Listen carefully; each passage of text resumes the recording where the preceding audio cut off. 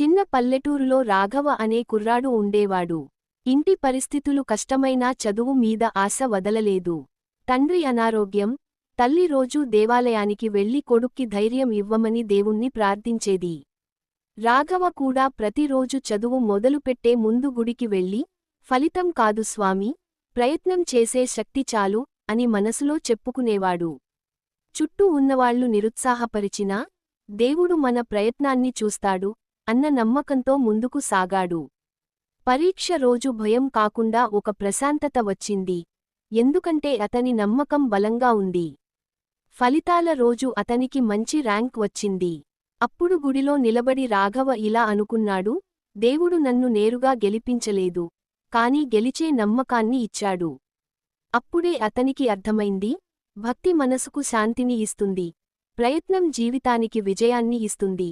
ఈ రెండూ కలిసినప్పుడే నిజమైన వెలుగు వస్తుంది. మనసుకు తాకే కథలు మిస్ కాకుండా సబ్స్క్రైబ్ చేయండి.